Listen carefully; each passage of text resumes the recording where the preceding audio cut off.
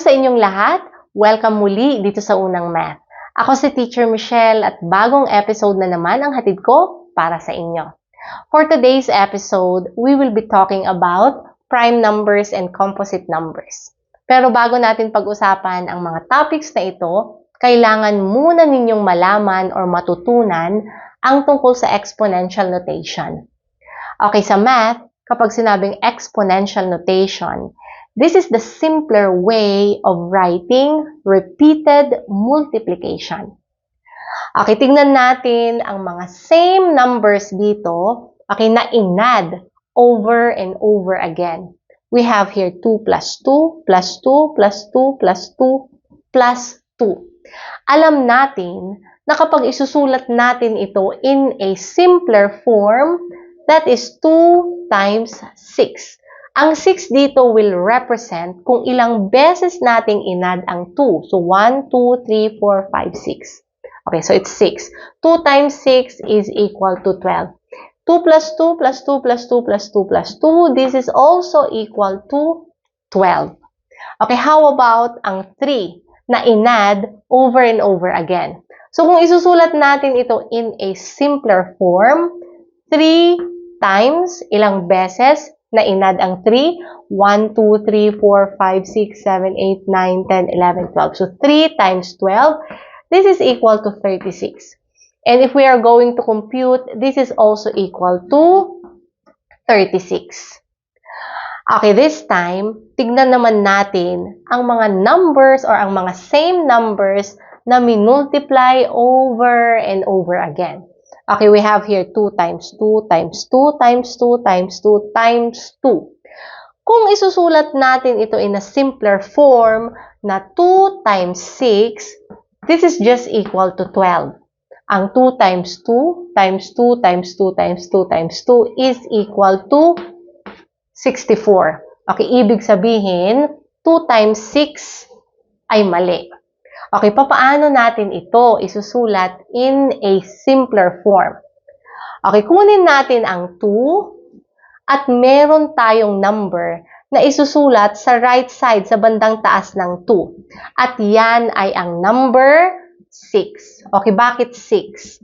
Dahil minultiply natin ang 2, okay, 6 times by itself. So we have 2, kung babasahin natin ito, 2 raised to the power of 6.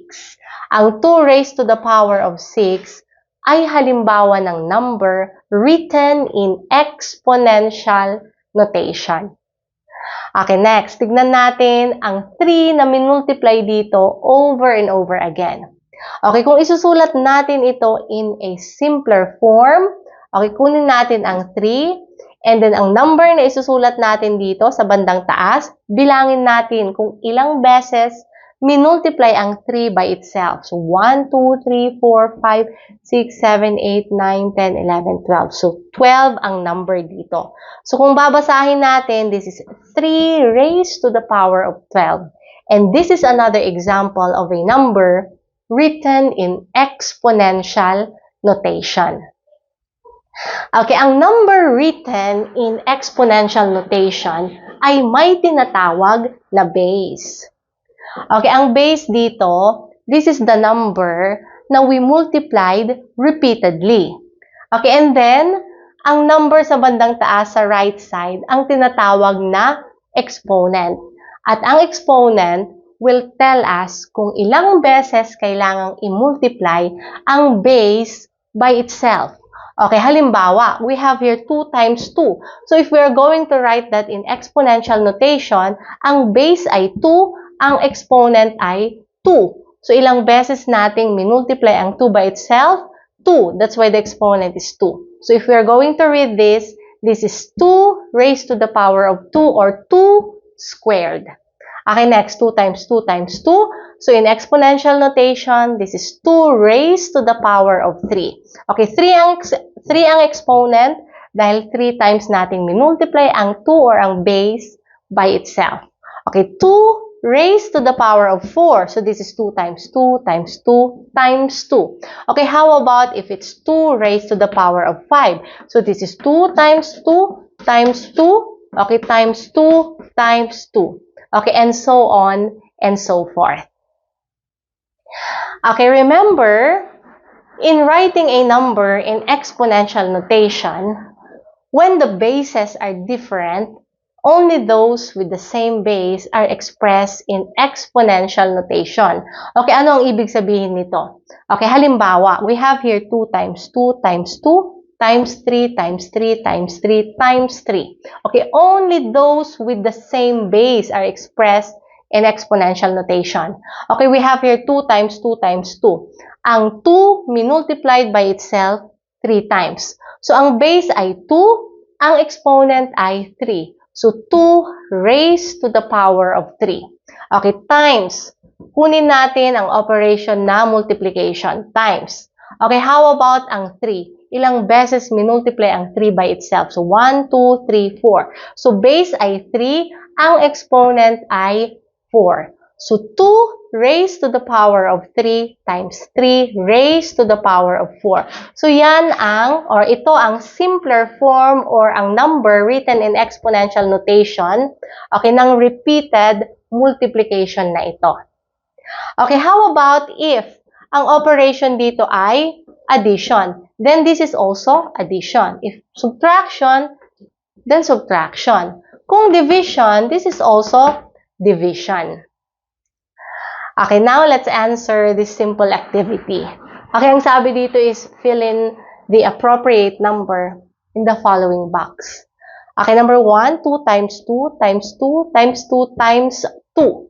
So, ang base ay 2 at ano ang exponent natin dito? Okay. Okay, bilangin natin kung ilang beses minultiply ang 2 by itself. 1, 2, 3, 4, 5. So, 2 raised to the power of 5. Okay, how about ang number 2? 3 times 3 times 5 times 5 times 5. So, ang 3 na base, dalawang beses minultiply by itself. So, 3 squared, okay, times 5. Ilang beses minultiply ang 5 by itself? 3 times. So, 5 raised to the power of 3. So, ang simpler form ng multiplication or repeated multiplication na ito ay 3 squared times 5 raised to the power of 3. Okay, let's go to number 3.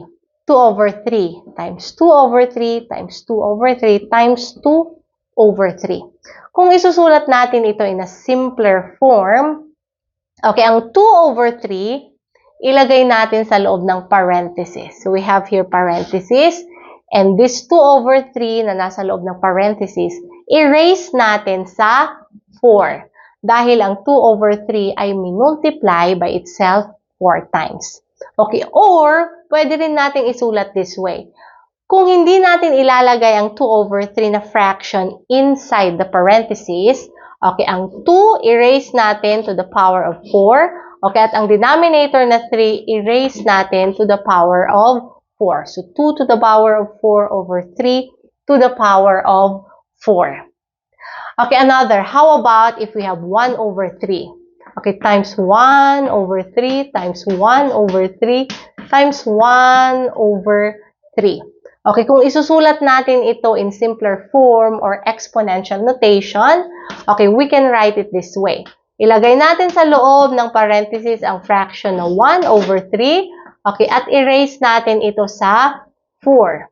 Okay, or 1 over 3 raised to the power of 4. Okay, kung titignan ninyo, hindi ko nilagay ang 4 na exponent sa 1 dahil 1 times 1 times 1 times 1 times 1 still equal to 1. So, 1 over 3 raised to the power of 4 ay tama.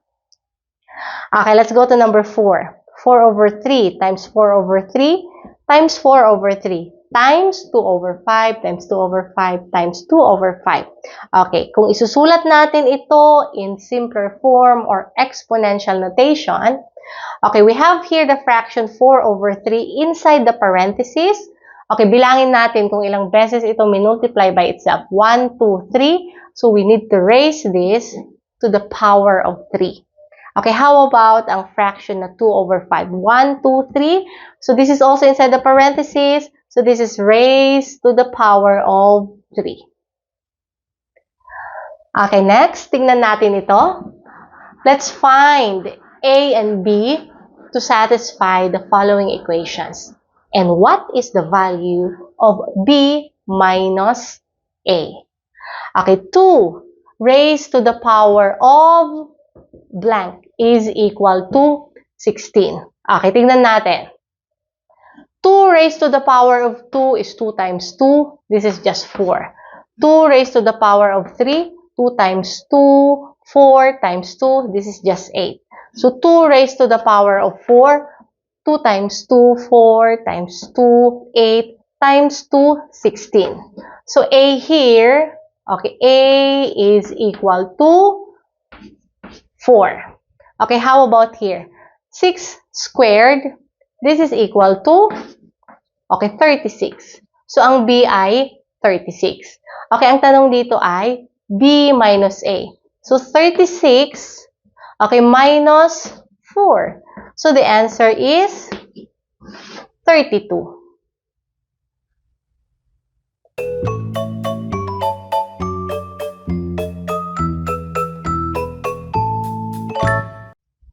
This time, we will study about prime numbers and composite numbers.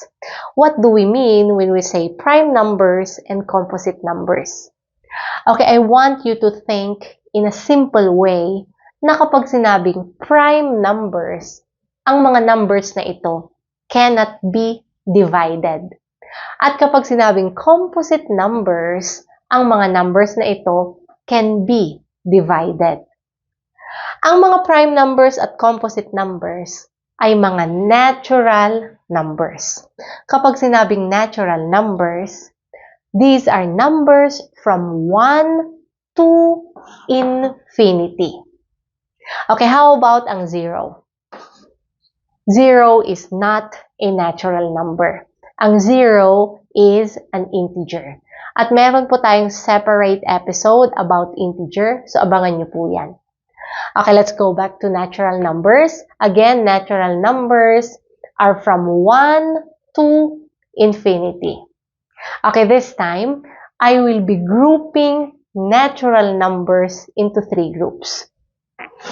Okay, let's say this is the first group, second group, and third group. Okay, so first group, let's write number 1. Okay, so second group, let's write number 2, 3, what else? 5, 7, 11, 13. Okay, so third group, let's write here number 4, 6, okay, 8, 9, 10, 12, 14, 15. Okay, punta tayo dito sa second group. Okay, ang number 2, ang mga numbers na pwedeng i-multiply para makuha ang 2 ay ang number 1 at ang number itself. So, 1 times 2. Okay, how about ang 3? Ang mga numbers na pwedeng i-multiply para makuha ang 3 ay 1 at ang number itself na 3. Okay, how about 5? 1 and the number itself, 5. 7, 1 times the number itself, 7. Okay, how about sa third group? Okay, we have here 4. Ang mga numbers na pwedeng i-multiply para makuha ang 4, okay, ay 1 at ang number itself na 4. Aside from 1 at sa number itself, okay, we can also multiply 2 times 2. And the answer is also 4. Okay, how about ang number 6? 1 at ang number itself. But aside from 1 at number itself, we can also multiply 2 and 3. So 2 times 3 is still equal to 6. Okay, let's go to 8. 1 times 8. But aside from 1 times 8 or 1 and 8, we can also multiply 2 and 4. So 2 times 4, the answer is 8. Okay, ang mga numbers here sa second group, these numbers are what we call prime numbers. Okay, at ang mga prime numbers, ang tanging mga numbers na pwedeng i-multiply para makuha ang number ay ang 1 at ang number itself. Okay, samantalang ang mga numbers here sa third group ay tinatawag na composite numbers. At ang mga composite numbers, aside from 1 at number itself na kapag minultiply ang sagot ay ang number, okay, meron pang ibang mga numbers na pwedeng i-multiply. Okay, how about ang 1 sa first group or ang number 1?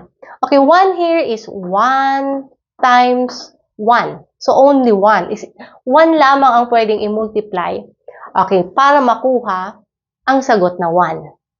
Okay, kung iisipin natin, okay, sa mga prime numbers, ang prime number or ang isang prime number, kapag minultiply sa another prime number, ang sagot ay composite number. Okay, itry natin. Ang 2 times ang 3, the answer is 6.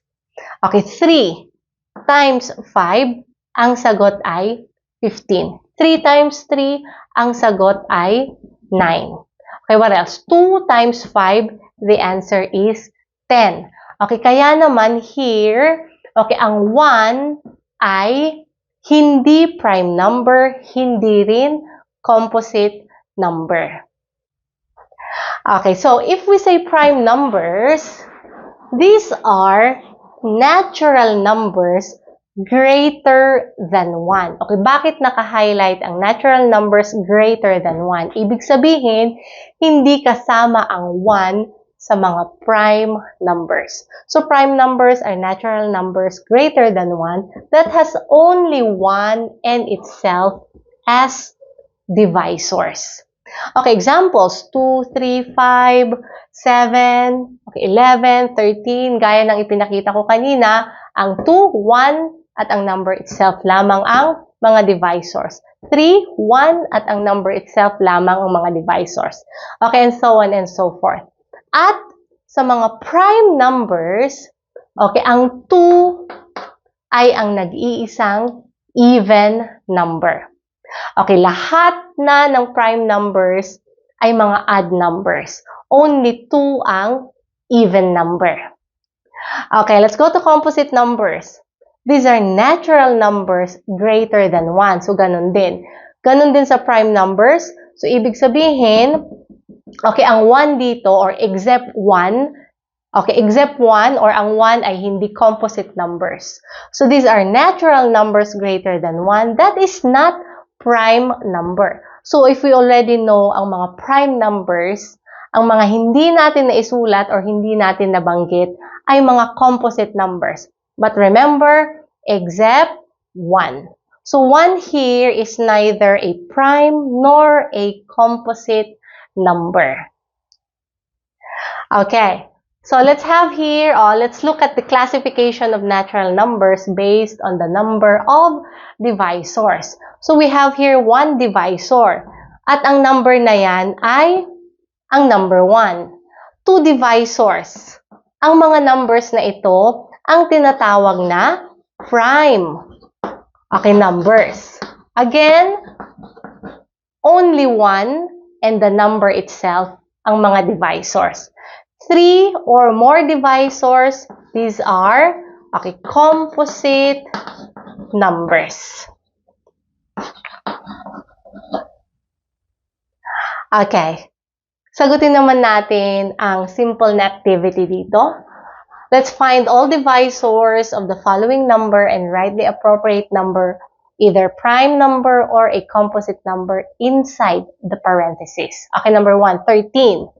Okay, what are the divisors of 13 or yung mga numbers na kapag minultiply ang sagot ay 13? We have 1 and 13. Okay, other than 1 and 13, wala na. So, it means 13 is a prime number. Okay, let's go to number 2, 16. Okay, 1 and 16. Okay, but aside from 1 and 16, okay, pwede rin ang 2 and 8. 2 times 8, 16. Aside from 2 and 8, 1 and 16, okay, 4 ay divisor din ng 16. So, more than 2 or more than 3 divisors, so 16 is a composite. Okay, composite number. Okay, how about number 3, 17? Okay, 1 and the number itself, 17. Aside from 1 and 17, wala nang ibang divisors or ibang numbers na pwedeng i-multiply para makuha ang 17. So, it means 17 here is a prime number. Okay, next, 18. Okay, we have 1 and 18. 1 and the number itself. Aside from 1 and 18, pwede rin ang, okay, 3 and 6. 3 times 6 is 18. And then another 2 and 9. 2 times 9, 18. So, 3 or more divisors, 18 is a composite number. Okay, let's check this next activity. Using the following conditions, find all the prime numbers from 1 to 50. Okay, number 1, ang sabi dito is remove 1. Okay, so these are the numbers from 1 to 50. At ang sabi sa first na condition, let's remove 1. So, x. Lagyan natin ng x, ang 1 dito. Okay, next. Keep 2 and remove all multiples of 2.